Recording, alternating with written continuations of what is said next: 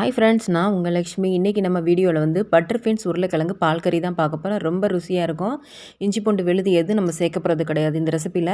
எப்படி செய்யலான்னு பார்க்குறதுக்கு முன்னாடி நம்மளோட கேஹெச்கியூட்டி சேனல் ரெசிபி சப்ஸ்கிரைப் பண்ணிக்கோங்க. பக்கத்தில் இருக்கிற பெல் ஐக்கானையும் கிளிக் பண்ணிக்கோங்க. வாங்க வீடியோக்குள்ளே போகலாம். இதுக்கு நான் 250 கிராம் அளவுக்கு பட்டர்ஃபீன்ஸ் 2 உருளைக்கிழங்கு எடுத்திருக்கேன், தோல் சீவிட்டு.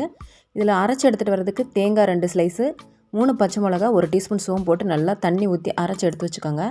ஒரு குக்கரை ஹீட் பண்ணிவிட்டு 2 டேபிள் ஸ்பூன் அளவுக்கு ரீஃபைண்ட் ஆயில் விட்டுட்டு, ஒரு பட்டை, ஒரு பிரியாணி இலை சேர்த்துட்டு அது நல்லா பொரிஞ்சதுக்கு அப்புறமா ஒரு பெரிய வெங்காயம் நல்லா நீல வாக்கில் நறுக்கிட்டு அதையும் சேர்த்து நல்லா வதக்கிக்கிற போகிறோம். கொஞ்சம் போல் கருவேப்பிலை இலை சேர்த்துக்கலாம்.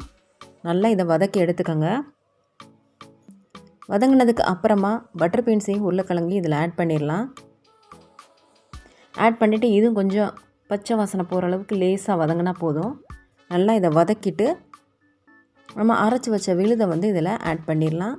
இது ஒரு 5 நிமிஷத்தில் வந்து இந்த வேலை முடிஞ்சிருங்க. ரொம்ப ஈஸி தான் இந்த டிஷ் செய்கிறது. இப்போ இந்த விழுதை சேர்த்துட்டு உப்பு வந்து நான் வந்து கல் உப்பு சேர்த்துருக்கேன். நீங்கள் தேவையான அளவு உப்பு வந்து சேர்த்துக்கோங்க. சேர்த்துட்டு 1 டம்ளர் அளவுக்கு தண்ணி இருந்தால் போதும். இப்போ குக்கரை மூடிட்டு இது வந்து ஒரு 3 விசில் வச்சு எடுத்துக்கோங்க. இது வந்து இப்போ எனக்கு ட்ரையாக இருக்குது.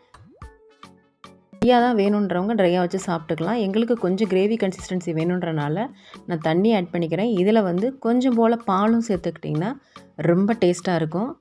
இப்போ நான் கொஞ்சம் போல் பால் இதில் வந்து ஆட் பண்ணிக்கிற போகிறேன். ஆட் பண்ணிவிட்டு ஒரு நிமிஷம் மட்டும் இதை வந்து கொதிக்க விட்டுட்டு நம்ம இறக்கிடலாம்.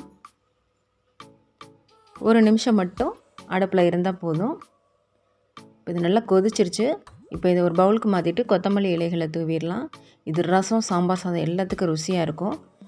நீங்களும் மறக்காமல் செஞ்சு பாருங்கள் ஃப்ரெண்ட்ஸ். எப்படி இருந்துச்சுன்னு கமெண்ட் செக்ஷனில் சொல்லுங்கள் ஃப்ரெண்ட்ஸ். நம்ம சேனலுக்கான சப்போர்ட்டிங் கொடுங்க. லைக் பட்டனே தட்டி விட்டுருங்க. தேங்க்யூ ஃபார் வாட்சிங்.